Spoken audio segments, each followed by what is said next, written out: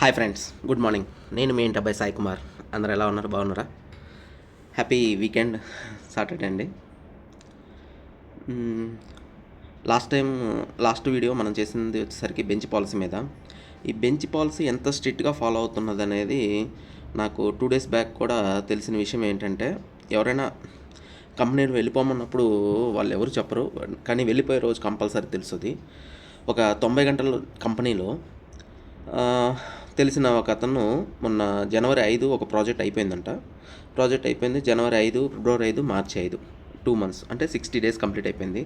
60 days complete అవ్వగానే మనోడిని HRs పిలిచారు, forceful resignation చేయమన్నారు. చేపిచ్చారు కూడా. చేపిచ్చేస్తే తను ఏదో పర్సనల్ రీజన్స్ అన్ని కారణాలు చెప్పుకొని రిక్వెస్ట్ చేసుకున్నాడంట హెచ్ఆర్ని. రిక్వెస్ట్ చేసుకుంటే ఏం జరిగిందంటే 15 days, ఓన్లీ 15 days టైం ఇచ్చేసి, ఈ 15 days లోపల ప్రాజెక్ట్ వస్తే యూఆర్ ఇన్, మేము రివోక్ చేసేస్తాము, కాకపోతే 15 days లేకపోతే మటుకి వెళ్ళిపోవడమే బయటకు అని చెప్పేశారు. ఈ 15 daysలో మనోడికైతే ప్రాజెక్ట్ దొరకలేదు. ప్రాజెక్ట్ దొరకలేదంటే ఎంతో కష్టపడి ఉంటాడు, బట్ అది గాడ్స్ గ్రేస్ అనుకోవాలి, ఏదైనా అనుకోండి. ప్రాజెక్ట్ అయితే దొరకలేదు. మనోడిని మొన్న 2 days బ్యాక్ ఎగ్జిట్ చేసేసారు. ఈ కంపెనీస్లో తనతో మాట్లాడిన తర్వాత తను చెప్పింది ఏంటంటే, ఒకవేళ ప్రాజెక్ట్ వచ్చినా కూడా ఆ ప్రాజెక్ట్స్ అన్నీ 3 months 4 months ఉంటున్నాయి. ఎవ్రీ 3 monthsకి 4 monthsకి మళ్ళీ మన ఐడెంటిటీని ప్రూవ్ చేసుకోవాలి, మన టాలెంట్ని ప్రూవ్ చేసుకోవాలి, మన ప్రాజెక్టులు పట్టాలి.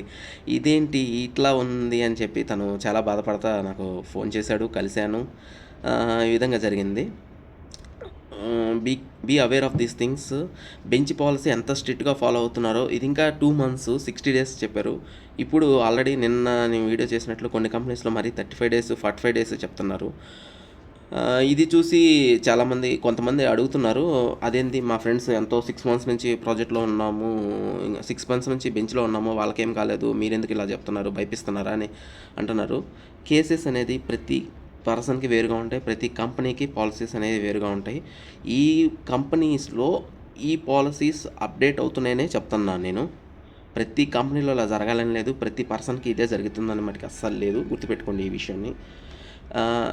మెయిన్ థింగ్, వీటిని అవాయిడ్ చేయాలంటే మనం ఎప్పుడు ప్రాజెక్ట్లో ఉండేటట్టే చూసుకోవాలి. మనం పక్కన కొలీగ్స్తో ర్యాపో పెంచుకోవాలి. మేనేజర్స్ని, ఒకవేళ ప్రీవియస్ ప్రాజెక్టు అయిపోతే ఆ మేనేజర్ని బాగా పరిచయం అంటే టీలు కాఫీలు రోజు వెళ్ళాలని కాదు, అంటే టచ్లో మనం హౌ ఆర్ యూ అలాంటి మెసేజ్లు పెట్టైనా సరే మనం పెట్టుకుంటే మన ప్రాజెక్ట్ అయిపోతున్నప్పుడు సార్ ఏమన్నా ప్రాజెక్ట్స్ ఉన్నాయా అని అడిగేదానికి ఛాన్స్ అనేది ఉంటుంది.